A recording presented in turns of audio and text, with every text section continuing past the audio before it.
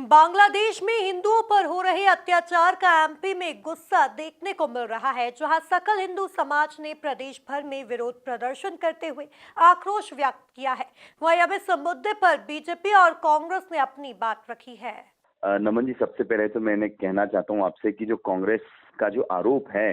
वो निराधार है कि कभी भी इस तरह के इवेंट नहीं होते, ये जन भावनाएं हैं और कांग्रेस के साथ कभी इस प्रकार की जन भावनाएं नहीं रही हैं, इसलिए उन्होंने जन भावना और इवेंट में उनको अंतर नहीं पता है। सबसे पहले इस बात का अंतर वो समझें कि इवेंट क्या होता है और जन भावनाएं क्या होती है और जन भावना किसके साथ जुड़ती है। तो कांग्रेस के मित्र इस बात को सबसे पहले अपने संज्ञान में लेकर आए। और दूसरा, जिस प्रकार की विदेश नीति माननीय प्रधानमंत्री नरेंद्र मोदी जी के नेतृत्व में पिछले 10 वर्षों में हमने देखी है कि जहां पर युद्ध हो रहे हैं वहां पर जो देश है वो माननीय प्रधानमंत्री जी को हस्तक्षेप के लिए आह्वान करते हैं, उनको बुलाते हैं कि हम लोगों के बीच में सामंजस्य बना करके इसका कोई हल निकाला जाए। अलग अलग देश उनको कई सारे राष्ट्र के सम्मान उनको मिल चुके हैं। तो ये राष्ट्र नीति जो हमारी विदेश नीति है वो निश्चित रूप से एक उसका एक नया स्वरूप हमको देश में देखने को मिलता है। और जो बांग्लादेश में जिस प्रकार से हिंदुओं पर इस्लामिक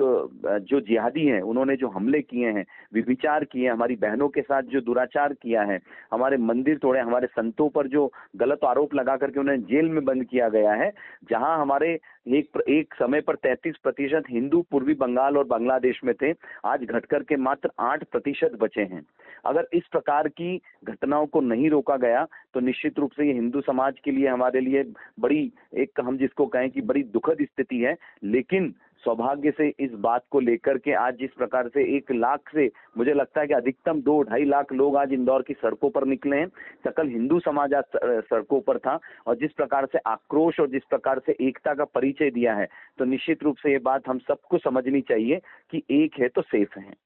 देखिए, कांग्रेस का इस बारे में साफ सोचना है कि केंद्र में जो सरकार है वो एनडीए की है, भारतीय जनता पार्टी की है। बांग्लादेश में यदि कोई इस प्रकार की घटनाएं हो रही हैं तो केंद्र सरकार को कड़ा कदम उठाना चाहिए था, लेकिन भारतीय जनता पार्टी और आरएसएस के लोग इस बारे में तो कोई बात नहीं करते हैं। लेकिन उन्हें सांप्रदायिक भावनाएं जो है भड़काना है यहाँ मध्य प्रदेश में, इंदौर में, इसलिए इस प्रकार के आयोजन कर रही हैं। अगर इतना ही उनको चिंता है बांग्लादेश के हिंदुओं की तो उनको समझाना चाहिए केंद्र सरकार को कि कड़े से कड़े कदम उठाएं बांग्लादेश में,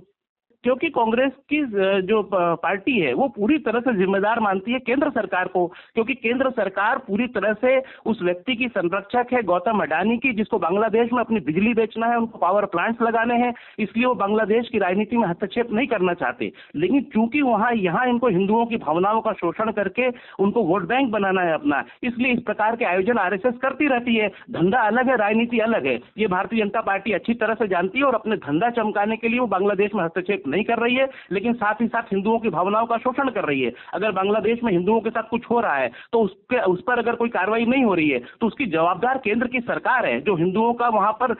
जो रक्षा करने में असमर्थ साबित हो रही है।